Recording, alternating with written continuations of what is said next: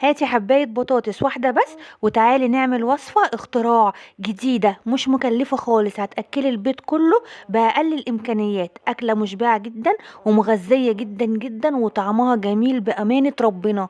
وبمعلقة زيت بس هتحضريها، سهلة وسريعة، في أقل من 10 دقايق هتعمليها. حتة أكلة كده جميلة رهيبة جدا. بس طبعا لو أول مرة تشوفونا اشتركوا في القناة وفعلوا زر الجرس على الكل علشان يوصل لكم كل جديد، ولايك وشير لو عجبكم الفيديو. وألف شكر لكل حبايبي اللي دايما بيفرحوني وبيشجعوني، بشكركم جدا على كلامكم الجميل دوت وعلى دعواتكم الحلوة. يا رب يردها لكم أضعاف أضعاف إن شاء الله. تعالوا بقى كده دلوقتي نشوف وصفتنا الجميلة.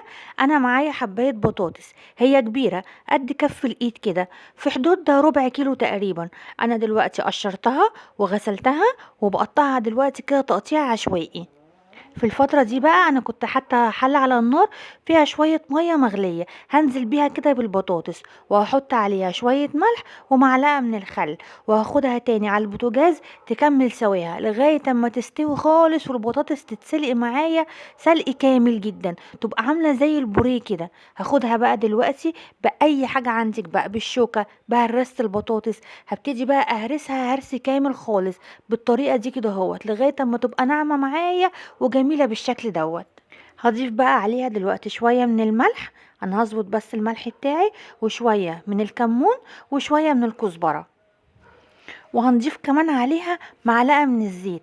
انا عايزه اقولك ان الوصفة كلها احنا هنعملها في الكسرونة دي، يعني ولا هتطلع لك مواعين ولا هتطلع لك اي حاجة. دلوقتي بقى كده انا هقلبها كلها مع بعض تقليب كويس جدا، البطاطس مع التوابل كده. دلوقتي بقى انا بشرة بصل، هي بصلايه واحده بس، بشرها بالمبشره بشره عادي خالص، ومعايا كمان جزر مبشور هضيفه عليها فوق منها كده اهوت، وهضيفه على البطاطس. ولو عايزه تضيفي قرن فلفل حامي لو انت عايزاها سبايسي شويه ممكن تضيفيه. انا حطيت كمان طماطميه واحده بس متقطعه كده قطع صغيره، وحطيت عليها رشه من الفلفل الاسود، ودي بهارات مشاوي بتديها طعم جميل جدا. هنقلب بقى المكونات الجميله دي كلها مع بعض، وممكن كمان تضيفي عليها فلفل الوان لو انت عايزه تضيفي فلفل عليها او تزودي القيمه الغذائيه بتاعتها، هتبقى جميله وحلوه جدا. ممكن تحطي زيتون، ممكن تحطي اي حاجه تانية انت عايزاها. قلبناها كده كويس جدا. هنجيب بقى ايه، اي حاجه عندك، الصينيه، طاجن، اي حاجه هتدهنيها اي ماده دهنيه من تحت. انا دهنتها بمعلقه زيت، وهتنزلي بقى بالبطاطس بالخضار دوت كده في قلب الطاجن. بصي بقى انا عايزه اقولك حته اكله رهيبه، سهله جدا وبسيطه جدا وفي نفس الوقت مغذيه جدا جدا، طعمها بجد رهيب، في دقايق كده انت بتحضريها. احنا دلوقتي بعد ما حطيناها في الطاجن كده هنسوي الوش من فوق وهندهنها باي ماده دهنيه من فوق. انا حطيت عليها معلقه سمنه كده فوق الوش، وهدخلها الفرن على الرف اللي تحت يا دوبك 5 دقايق، وبعد كده هحطها على الشوايه. هي مفيش اقل من دقيقتين على الشوايه وهتبتدي تحمر معاكي. بس خلي بالك لا تتلسع منك زي كده لانها اتلسعت من على الحروف. بنتي الصغيره كانت بتعيط، عقبال ما رحت بصيت عليها دقيقتين بس وجيت كان الوش بتاعها اتحمر كده في ثواني. بصي بقى انا مطلعاها من الفرن سخنه مولعه نار.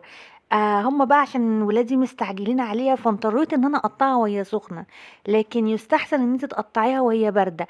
بصوا بقى الطعامه والجمال، حلوه جدا عامله زي الزبده، طريه جدا من جوه وهشه، وفي نفس الوقت من بره واخده طبقه كده مقرمشه وجميله جدا. الخضار اللي فيها مخلي البطاطس كده زي العسل وجميله جدا.